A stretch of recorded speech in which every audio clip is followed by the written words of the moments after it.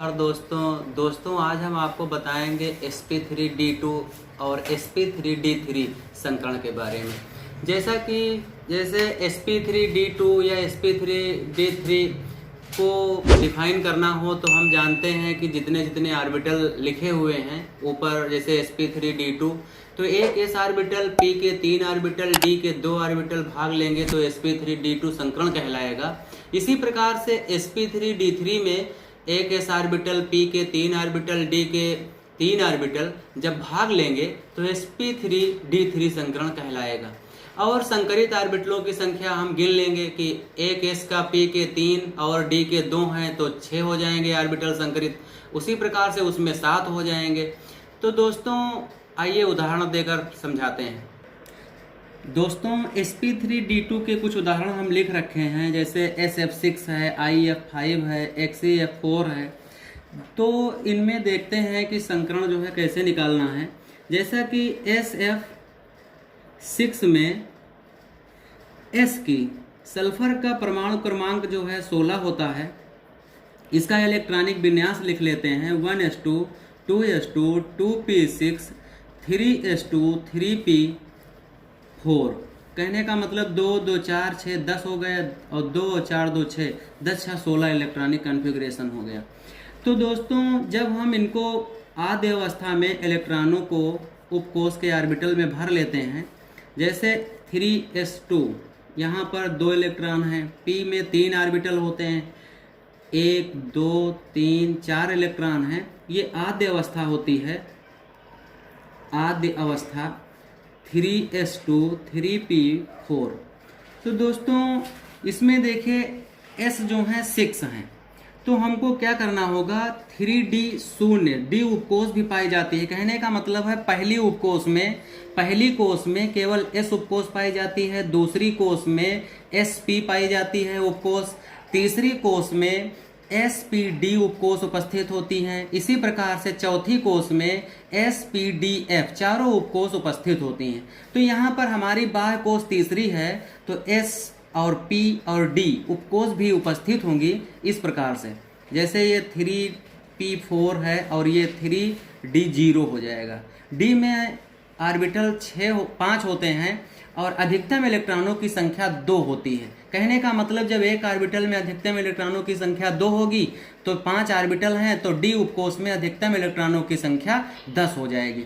तो दोस्तों यहाँ पर sf6 में हमको s के 6 अयुग्मित इलेक्ट्रॉन चाहिए, तभी जो है f के साथ बंध बना पाएंगे। तो यहाँ पर 2 हमको दिखाई पड़ रहे हैं।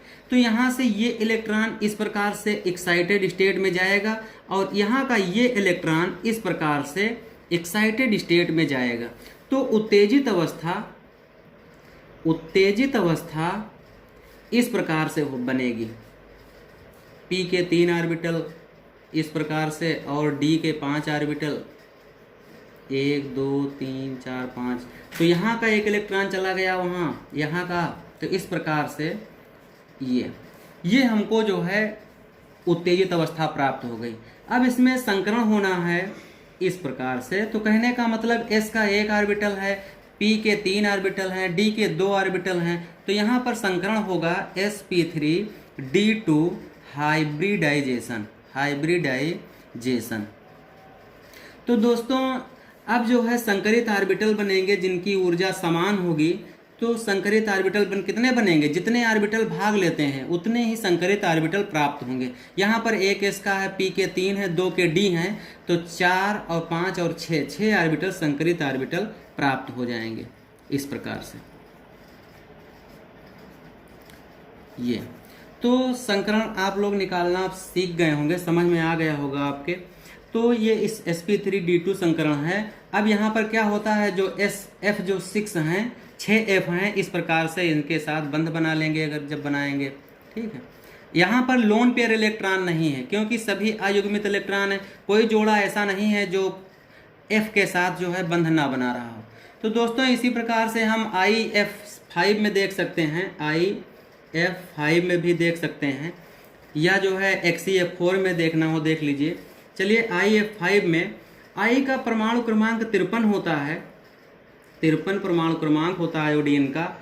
तो हम जानते हैं कि 50 परमाणु क्रमांक वाले 5s2 और 5p2 इलेक्ट्रॉन्स होते हैं। तो जब यहाँ पर 53 हो गए तो p में कितने हो जाएंगे, 3 जुड़ने पर 5 हो जाएंगे। तो 5s2 5p5, कहने का मतलब ये बाह्य कोश के इलेक्ट्रॉनों को हम यहाँ पर आपको बता रहे हैं। तो यहाँ पर क्या होगा, इसका आद्य अवस्था बना लीजिए, आद्य अवस्था। आद्य अवस्था में क्या होगा, 5s2 और 5p5, 2 3 4 5 और 5d उपकोष में इलेक्ट्रॉन शून्य है, ये हो जाएगा 5s2 5p5 5d शून्य। तो यहाँ पर दोस्तों F5 है, तो जो 5 अयुग्मित इलेक्ट्रॉन I के होना चाहिए यहाँ पर 1 है, तो इस प्रकार से ये जाएगा। तो 2 और 1 3 हो जाएंगे, दूसरा ये जाएगा यहाँ पर। तो उत्तेजित अवस्था हमको, उत्तेजित अवस्था इस प्रकार से प्राप्त हो जाएगी।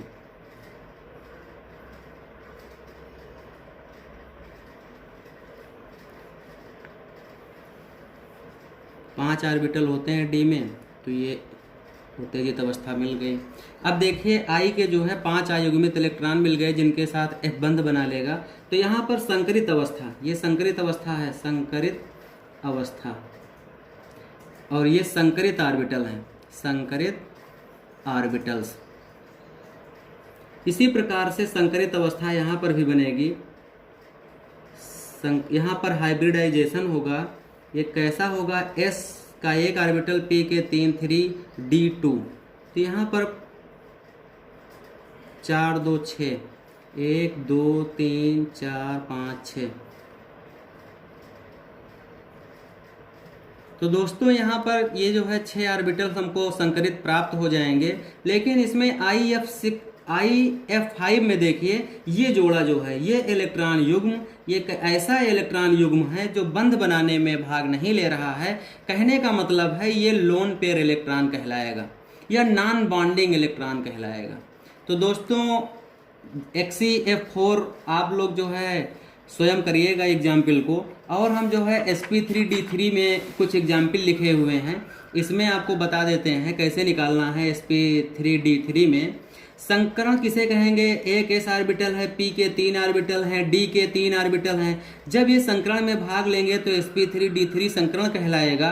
तो आइए देखते हैं IF7 में 53 का I का परमाणु क्रमांक 53 होता है। 5s2 50 में बाह्य कोश हम जानते हैं कि 5s2 5p2 आता है। तो इसी प्रकार से जब हम यहाँ पर 3 जोड़ देंगे तो यहाँ पर 5 हो जाएगा। तो बाह्य कोश ही हम लिखते हैं, यहाँ पर 5 हो जाएगा। और इन इलेक्ट्रॉनों को उपकोश के मतलब ऑर्बिटल में भर लेते हैं। S उपकोश में 1 ऑर्बिटल होता है, P उपकोश में 3 ऑर्बिटल होते हैं और D उपकोश में 5 ऑर्बिटल होते हैं। यहाँ पर ये आद्य अवस्था होती है, आद्य अवस्था। तो दोस्तों यहाँ पर 5s2 5p5 5d0 है। तो S में 2 इलेक्ट्रॉन है, P में 1 2 3 4 5, यहाँ पर शून्य है। तो दोस्तों यहाँ पर F7 है, कहने का मतलब 7 F को जुड़ना है I के साथ। तो यहाँ पर हमको 1 अयुग्मित इलेक्ट्रॉन है, कितने चाहिए, 7। तो ये जो है यहाँ पर जाएगा, तो 1 ये हो जाएगा, 2 और 1 3 हो जाएंगे। फिर ये जो है यहाँ पर जाएगा, 3 और 2 5 हो जाएंगे। इसी प्रकार से ये इलेक्ट्रॉन यहाँ पर उत्तेजित होकर जाएगा। कहने का मतलब है एक्साइटेड स्टेट जो हमारी होगी, एक्साइटेड स्टेट जो होगी इस प्रकार से बनेगी। P के 3 ऑर्बिटल और D के 5 ऑर्बिटल इस प्रकार से, ये हमारी उत्तेजित अवस्था होगी। फिर संकरण होगा इस प्रकार से, संकरण होगा, एक s ऑर्बिटल है, P के 3 ऑर्बिटल हैं, D के 3 ऑर्बिटल हैं। तो हमारा संकरण होगा sp3d3 हाइब्रिडाइजेशन, हाइब्रिडाइजेशन। तो यहाँ पर संकरित ऑर्बिटल्स हमको मिलेंगे 7, 1 2 3 4 5 6 7 इस प्रकार से। यहाँ पर IF7 में लोन पेयर इलेक्ट्रॉन नहीं है, दोस्तों आप समझ रहे होंगे लोन पेयर इलेक्ट्रॉन किसे कहते हैं। इसके पहले वाली वीडियो में एक लोन पेयर इलेक्ट्रॉन और हाइब्रिडाइजेशन को साथ में लेकर समझाए हैं, ठीक है। तो XeF6 में भी आइए देख लेते हैं, एक उदाहरण है। इसका परमाणु क्रमांक जो है 54 होता है, Xe का, जीनान का।